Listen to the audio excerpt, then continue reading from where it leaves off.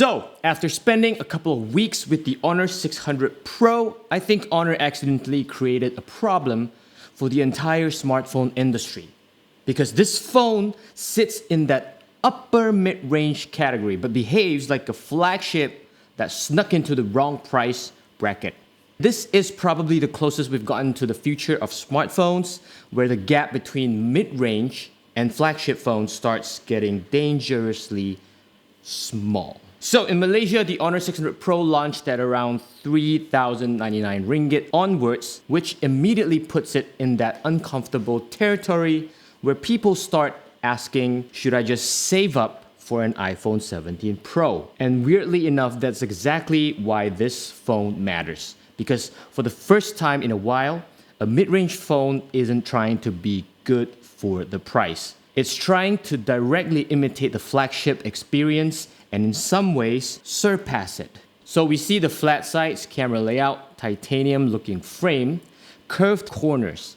The overall impression screams that fruit brand we all know, but the truth is Honor isn't even trying to hide it anymore. It's directly telling Apple, what you can do, we do it better, because the iPhone 17 Pro is expensive but doesn't even have some of the AI features this thing ships with out of the box. Because underneath the totally not an iPhone exterior is probably one of the most creator-focused AI systems we've seen on a phone this year, and it's actually very useful. Not fake useful, not the usual, look, our wallpaper changes colors with AI kind of useful.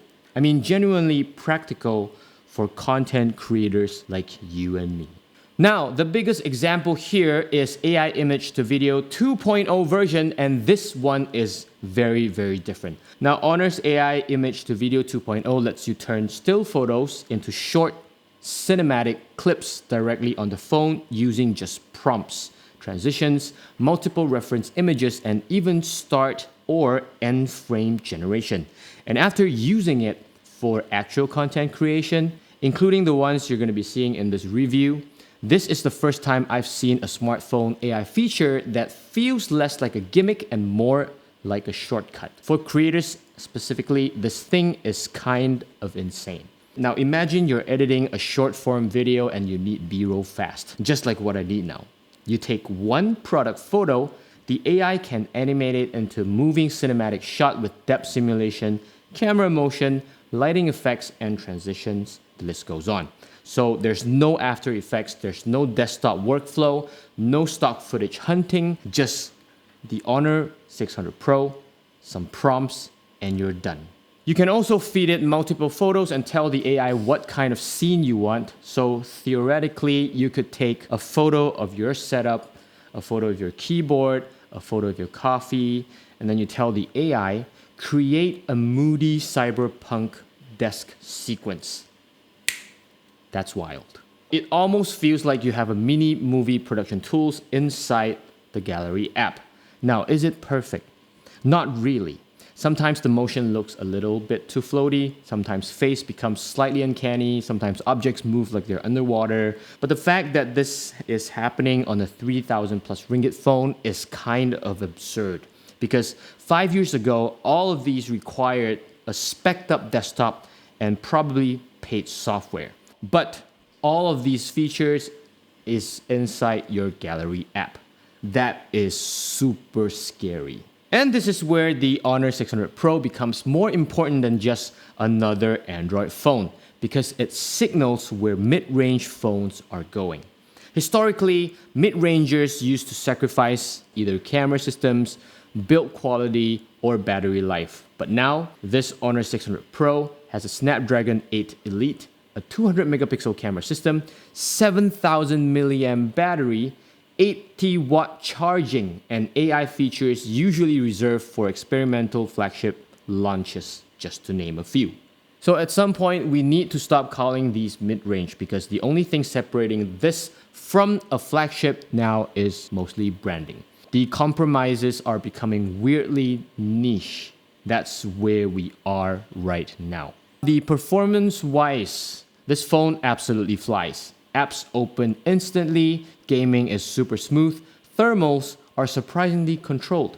Battery life, on the other hand, is super ridiculous. This has a 7,000 milliamp battery. So you stop thinking about battery percentage entirely. This is the type of phone where you wake up, use it heavily all day, forget to charge it, panic at night, and it's still at 37%.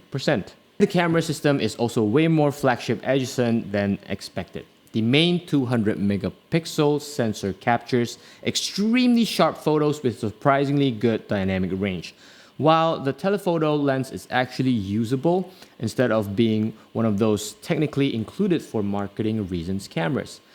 Honor is really catching up super fast than expected, especially for creators who prioritize flexibility and AI-assisted workflows over pure color science perfection. Now, the bigger question is, will this actually hurt phones like the iPhone 17 Pro?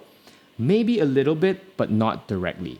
Apple users usually buy into ecosystems, reliability, and resale value, but what the Honor 600 Pro does threaten is the idea that you need to spend flagship money to get flagship experiences. And also, with the Honor ecosystem improving so fast, we'll never know what the future holds exactly. Once mid-range phones start shipping with flagship chips, flagship batteries, flagship displays, AI creator tools, and premium designs, the Pro market becomes harder to justify.